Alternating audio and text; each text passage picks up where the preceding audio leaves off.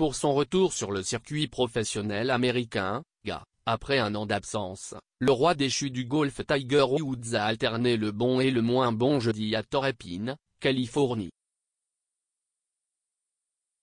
L'ancien N.1 mondial, désormais 647e, a rallié le clubhouse avec le par 72, synonyme de 84e place ex-aequo après le premier tour du Farmers Insurance Open.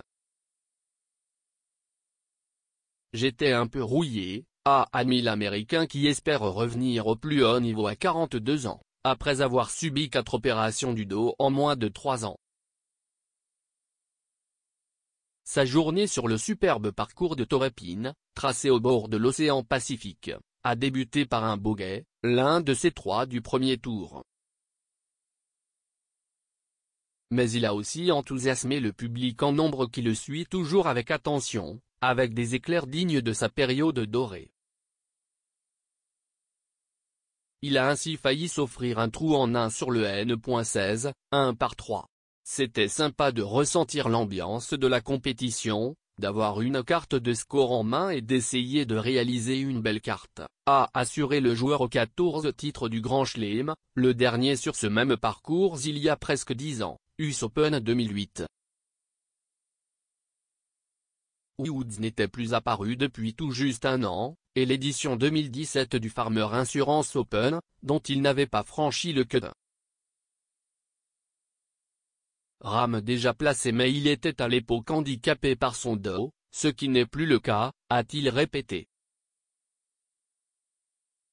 Je n'ai plus du tout mal, mais ce qui m'a fait mal, ce sont mes deuxièmes coups, je ne les ai pas bien joués et me suis retrouvé souvent en situation difficile sur les greens, a regretté le joueur de golf le plus célèbre de la planète.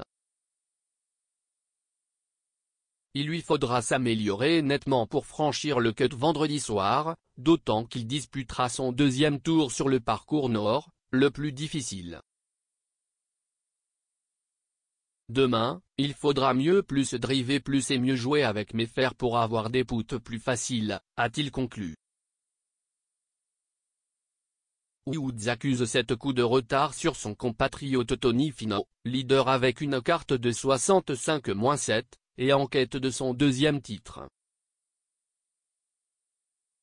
Les Américains Ted Potter Jr. et Ryan Palmer se partagent la deuxième place, à un coup de leader, 66, tandis que le nouveau N. 2 mondial, l'Espagnol Jon Rahm, est 4e à 3 longueurs de la tête. Il faudra continuer vendredi sur cette lancée, à espérer Rahm qui peut déloger l'Américain Dustin Johnson de la première place mondiale, en cas de succès dimanche.